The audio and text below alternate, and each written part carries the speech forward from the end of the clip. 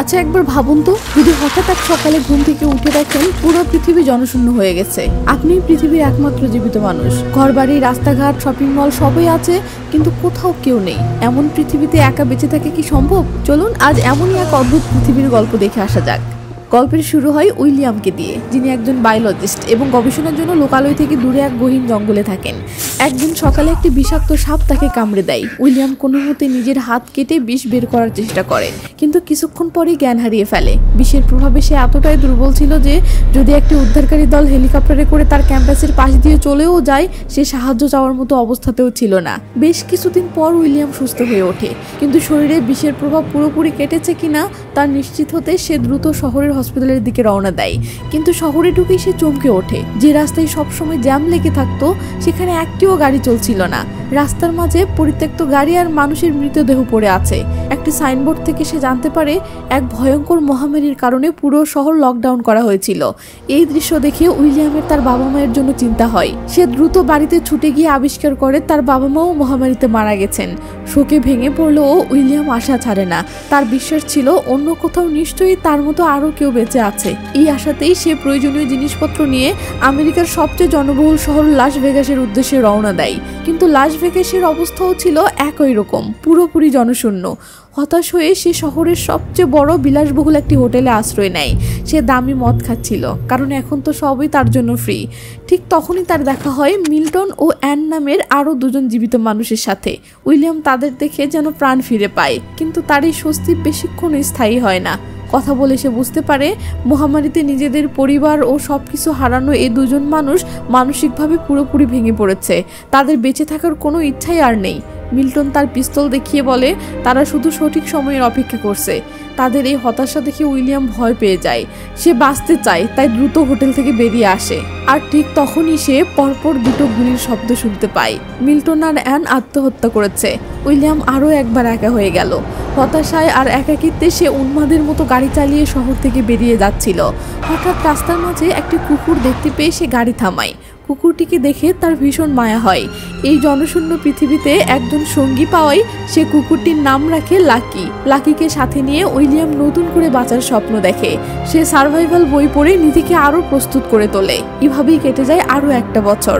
তারা রোজ নতুন মানুষ খুঁজতে বের হয়, কিন্তু কোনো মানুষ খুঁজে পায় না। অবশেষে একদিন লাকি একটি বাড়ির দিকে তাকিয়ে জোরে জোরে ঘেউ ঘেউ করতে শুরু করে, যেটার চিমনি দিয়ে ধোঁয়া বের হচ্ছিল। উইলিয়াম চমকে ওঠে এবং সাবধানে এগিয়ে গিয়ে দেখতে পায় অ্যানা নামের একটি মেয়েকে। মহামারীর পর এই প্রথম অন্য কোনো জীবিত মানুষকে দেখল সে। দুজন একা মানুষ খুব দ্রুত একে অপরের সঙ্গী হয়ে ওঠে। তারা একসাথে উইলিয়ামের বাড়িতে থাকতে শুরু করে। ঘর গোছায় এবং আশেপাশের পরিত্যক্ত সুপার শপ থেকে প্রয়োজনীয় জিনিসপত্র নিয়ে আসে। এই জনশূন্য পৃথিবীতে একে অপরকে পেয়ে তারা ধীরে ধীরে ভালোবেসে ফেলে এবং এক নতুন পরিবার গড়ার সিদ্ধান্ত নেয়। কিছুদিন পরে অ্যানা প্রেগনেন্ট হয়। এই খবরে তারা দুজনেই খুব খুশি হলেও উইলিয়ামের মনে ছিল ভয়। এই ধ্বংস হয়ে যাওয়া পৃথিবীতে সন্তানকে আনা কি ঠিক হবে? ডেলিভারির সময় কোনো বিপদ হলে সে একা সামলাবে কিভাবে? এইসব ভেবে সে লাইব্রেরি থেকে ডেলিভারির উপর লেখা বই এনে পড়া শুরু করে। তারা সোলার প্যানেল বসিয়ে বিদ্যুতের ব্যবস্থা করে আর খাবারের জন্য ছোট্ট একটি খামারও গড়ে তোলে। কিন্তু তাদের এই সুখের সংসারে হানা দেয় এক নতুন বিপদ।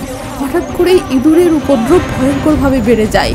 ঝাঁকে ঝাঁকে ইঁদুর তাদের বাড়িতে হানা দিতে শুরু করে, যা তাদের ফসল ও গর্ভের সন্তানের জন্য হুমকি স্বরূপ ছিল। উইলিয়াম অনেক চেষ্টা করেও যখন ইঁদুর তাড়াতে পারছিল না, তখন সে এক দারুণ বুদ্ধি বের করে। সে শহর থেকে যতগুলো সম্ভব বিড়াল ধরে এনে তাদের বাড়িতে ছেড়ে দেয়, আর কিছুদিনের মধ্যেই বিড়ালের দল সব ইঁদুর সাবার করে দেয়। অবশেষে সেই দিনটি আসে। উইলিয়ামের প্রস্তুতির কারণে কোনো সমস্যা ছাড়াই অ্যানা এক ফুটফুটে কন্যা সন্তানের জন্ম দেয়। নিজেদের সন্তানকে পেয়ে তাদের দুজনের আনন্দ আর ধরে না। এরপর উইলিয়াম শহরের বিভিন্ন জায়গায় তাদের বাড়ির ঠিকানা লিখে দেয়, যাতে অন্য কোনো সার্ভাইভার থাকলে তাদের খুঁজে নিতে পারে। এভাবেই কেটে যায় আরও 6টি বছর।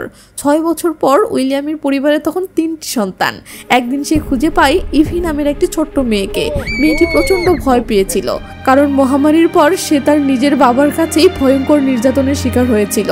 কিন্তু উইলিয়ামের পরিবারে এসে সে ধীরে ধীরে ভালোবাসা আর নিরাপত্তা খুঁজে পায়। উইলিয়ামের দেওয়া ঠিকানা দেখে এরপর আরও কিছু মানুষ তাদের সাথে যোগ দেয়, যাদের মধ্যে একজন ডাক্তারও ছিল। দেখতে দেখতে তাদের ছোট্ট দলটি এক নতুন সমাজে পরিণত হয়। হয়। উইলিয়াম বাচ্চাদের পুরনো পৃথিবীর গল্প শোনাতো আর তাদের লেখাপড়া শেখাতো, যাতে তারা আবারও এক উন্নত পৃথিবী করতে পারে। কিন্তু একদিন তাদের পরিবারে নেমে আসে শোকের ছায়া। উইলিয়ামের প্রথম সঙ্গী, তার বিশ্বস্ত কুকুর লাকি, বাড়ির পাশে একটি গাছের নিচে চাপা পড়ে মারা যায়। যে লাকি তার একাকিত্বের সঙ্গী ছিল, তার মৃত্যুতে উইলিয়াম এবং পরিবারের সবাই ভেঙে পড়ে। তারা পরিবারের প্রথম সদস্য হিসেবে লাকিকে সম্মান জানিয়ে বিদায় জানায়। লাকির মৃত্যুর শোক কাটতে না কাটতেই তাদের উপর আরেক বিপদ নেমে আসে। একদিন একটি হিংস্র বাঘ তাদের বাড়িতে আক্রমণ করে বসে। পরিবারের সবাইকে বাঁচাতে উইলিয়াম একাই বাঘটির সামনে গিয়ে দাঁড়ায়, কিন্তু বাঘের আক্রমণে সে গুরুতরভাবে আহত হয়। উইলিয়ামের চিৎকার শুনে সবাই ছুটে আসে এবং তাদের ডাক্তার সঙ্গীর সাহায্যে কোনো মতে তাকে বাঁচিয়ে তোলে। উইলিয়ামের ওয়াইফ অ্যানা বন্দুক দিয়ে বাঘটিকে মেরে ফেলে। এভাবেই দেখতে দেখতে 17 বছর কেটে যায়। এত বছর পর পৃথিবী এক নতুন সংকটের মুখোমুখি হয়। বৃষ্টিপাত না হওয়ায় সমস্ত নদী ও পানির উৎস শুকিয়ে যেতে শুরু করে। উইলিয়ামের পরিবার, যারা এতদিন সবকিছু পেয়ে সুখী ছিল, তারা এবার পানির অভাবে ভয়াবহ বিপদে পড়ে। ঠিক তখনই দুটো গাড়ি নিয়ে তাদের বাড়ির সামনে হাজির হয় একদল মানুষ। তাদের লিডারের নাম ছিল চার্লি। চার্লি একটি প্রস্তাব দেয়।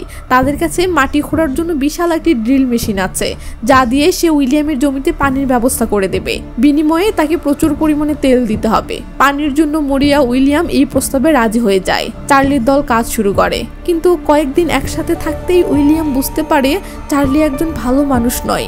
সে কথায় কথায় স্বীকার করে যে টিকে থাকার জন্য সে অতীতে অনেক মানুষকে খুন করেছে। উইলিয়াম তার পরিবারকে সাবধান করে দেয়। অবশেষে 4 দিনের মাথায় ড্রিল মেশিনটি পানি খুঁজে পায়। সবাই আনন্দে মেতে ওঠে। কিন্তু সেই রাতেই ঘটে এক ভয়ঙ্কর ঘটনা। উইলিয়াম আবিষ্কার করে চার্লি তার পরিবারের সদস্য ইভিকে হ্যারেস করেছে। সেই ইভি, যে কিনা ছোটবেলায় নিজের বাবার কাছেও নির্যাতনের শিকার হয়েছিল। এই ঘটনায় উইলিয়ামের মাথায় রক্ত চড়ে যায়। সে তার পরিবারকে একত্রিত করে। এক ভয়ঙ্কর সিদ্ধান্ত নিতে হয় তাদের। এই পৃথিবীতে মানুষের সংখ্যা এমনিতেই কম, সেখানে আরেকজন মানুষকে হত্যা করা কি ঠিক হবে?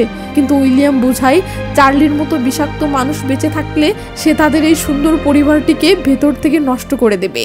সবাইকে রক্ষা করার জন্য আজ তাদের কঠিন হতেই হবে। এরপর পরিবারের সবার সাহায্যে উইলিয়াম চার্লিকে হত্যা করে।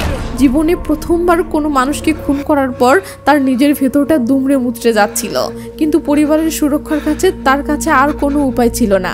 পরদিন সকালে চার্লির দলের লোকেরা সব জানতে পেরে ভয় পাওয়ার বদলে যেন হাঁপ ছেড়ে বাঁচে। তারা জানায় চার্লি তাদের উপরেও অনেক অত্যাচার করত এবং তারা সবাই তার ভয়ে থাকতো। তাই তারা সবাই উইলিয়ামের পরিবারের সাথে যোগ দেয়। শুধু চার্লির ঘনিষ্ঠ বন্ধু সাইরাস এর প্রতিবাদ করে এবং উইলিয়ামদের মেরে ফেলার হুমকি দেয়, কিন্তু দলের বাকি সবাই তার বিরুদ্ধে চলে যায়। উইলিয়াম তখন সাইরাসকে সেখান থেকে বের করে দেয়। সাইরাস একা হয়ে যাওয়ার ভয়ে ক্ষমা চাইলেও উইলিয়াম তাকে আর থাকতে না দিয়ে তাড়িয়ে দেয়।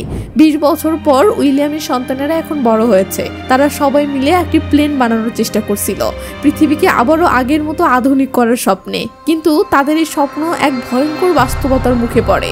পুরনো সেই ভাইরাস নতুন রূপে ফিরে আসে এবং পরিবারের অনেকেই অসুস্থ হয়ে পড়ে। উইলিয়ামের ছোট ছেলে জয়ের অবস্থা ছিল আশঙ্কাজনক। এর মধ্যেই বহু বছর পর একা ফিরে আসে হেদার মেয়েটা, যে এদের পরিবারেরই সদস্য ছিল এবং বয়ফ্রেন্ডকে নিয়ে দুজনে ঘুরতে বেরিয়েছিল। তো হেদার কাঁদতে কাঁদতে জানায় চার্লির বন্ধু সাইরাস প্রতিশোধ নিতে তার ভালোবাসার মানুষ রাইফকে হত্যা করেছে। এই খবরে সবাই ভেঙে পড়ে। একদিকে ভাইরাসের হানা, অন্যদিকে রাইফকে হারানোর যন্ত্রণা। পরিবারটি যেন আবারও ঘোর সংকটে পড়ে যায়। ডাক্তার একটি প্রতিষেধক তৈরি করে ফেলে, যা দিয়ে প্রায় সবাই সুস্থ হয়ে ওঠে, কিন্তু ততক্ষণে অনেক দেরি হয়ে গেছে। সবার সব চেষ্টা ব্যর্থ করে দিয়ে উইলিয়ামের ছেলে জয় মারা যায়। ছেলের মৃত্যুতে উইলিয়াম পুরোপুরি ভেঙে পড়ে এবং গভীর হতাশায় ডুবে যায়। এই সময় অ্যানা তার পাশে দাঁড়ায়। সে উইলিয়ামকে বোঝায় মৃত্যুকে মেনে নিয়েই তাদের বাঁচতে হবে, যারা এখনো বেঁচে আছে তাদের জন্য। অ্যানার কথায় উইলিয়াম যেন নতুন করে শক্তি পায়। সে শহরের সবচেয়ে উঁচু পাহাড়ে গিয়ে সূর্যোদয় দেখে এবং এক গভীর সত্য উপলব্ধি করে। সে বুঝতে পারে পুরনো পৃথিবীকে ফিরিয়ে আনার চেষ্টা করাটাই ছিল তাদের সবচেয়ে বড় ভুল। উইলিয়াম ফিরে এসে সবাইকে বলে, আমাদের প্রকৃতির বিরুদ্ধে গিয়ে নয়, বরং প্রকৃতির সাথে তাল মিলিয়ে বাঁচতে শিখতে হবে।